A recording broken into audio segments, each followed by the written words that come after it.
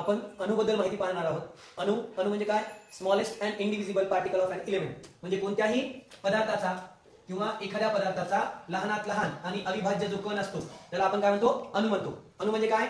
जो पदार्थ ज्यावेळेस आपण एखादा पदार्थ तुकडे तुकडे तुकडे तुकडे करत जातो त्यावेळेस जी शेवटची स्टेप येते की ज्या वेळेस त्या इनडिव्हिजिबल असतो आणि स्मॉलेस्ट म्हणजे सर्वात लहानात लहान कण असतो त्याला आपण काय म्हणतो? अणु म्हणतो. तर सर्वात पहिल्यांदा तर असं म्हणलं गेलं की अणु हा सर्वात शेवटचा कण आहे, त्याचे पुन्हा काही तुकडे होत नाही. पण नंतर प्रयोगांती असं सिद्ध झालं की अणुच्या मध्येही काही छोटे छोटे कण असतात, त्यांना 3 नावं आहेत. ते म्हणजे प्रोटॉन, न्यूट्रॉन आणि इलेक्ट्रॉन असे 3 आहेत. तर अणुचं केंद्र जे असते त्या अणुच्या केंद्रकामध्ये प्रोटॉन आणि न्यूट्रॉन असतात आणि ह्या प्रोटॉन आणि न्यूट्रॉनची संख्या मिळूनच काय तयार होत असते? ए म्हणजे काय? Atomic mass.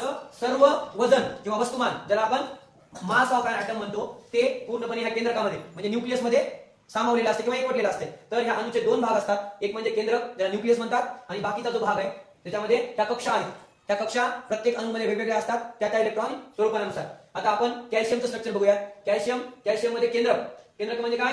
न्यूक्लियस आणि एक्स्ट्रा न्यूक्लियर पार्ट म्हणजे जो न्यूक्लियसच्या व्यतिरिक्त जो भाग आहे त्याला एक्स्ट्रा न्यूक्लियर पार्ट म्हणतात. त्यामध्ये इलेक्ट्रॉन्स हे निगेटिव्हली चार्ज असतात. निगेटिव्हली चार्ज म्हणजे काय? ऋण प्रभारी. आणि त्यामध्ये जे प्रोटॉन असतात ते धन प्रभारित असतात आणि जे न्यूट्रॉन असतात त्यावर कोणत्याही प्रकारचा प्रभाव नसतो.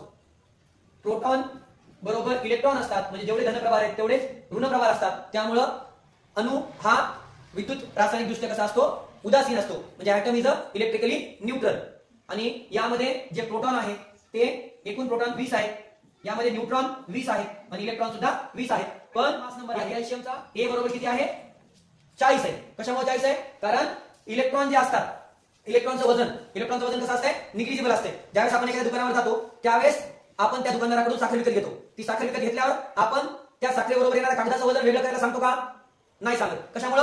कारण ज्या कागदात साखर दिली जाते ते कागद निग्लिजिबल असते म्हणजे त्याचं वजन तेवढं काही धरण्यासारखं नसते म्हणून त्याचं आपण पासन करत नाही. पण तेच जर आपण तेल घ्यायला गेल्यावर जी आपण कॅटली घेतो त्या कॅटलीचं वजन 350 ग्राम असते. ते जर आपण त्याचं पासन करून ते 0 नाही केलं तर आपल्याला 1 किलोच्या ऐवजी किती तेल येईल? 750 ग्राम किंवा 650 ग्रामच तेल येईल. त्यामुळं तिथं त्या कॅटलीचं वजन ग्राह्य धरण्यायोग्य असते. परंतु ह्या कागदाचं वजन कसं नसतंय? ग्राह्य धरण्यायोग्य नसतंय. तसंच इलेक्ट्रॉनचं वजन कसं असतंय? निग्लिजिबल असतंय म्हणजे इलेक्ट्रॉन हे खूप जास्त हलके असतात. त्यामुळे अणुमधील प्रोटॉन आणि न्यूट्रॉन यांच्या बेरजेच्या वजनालाच काय म्हणतात? त्या अणुचं वजन म्हणजे ॲटॉमिक मास नंबर म्हणतात. थँक्यू.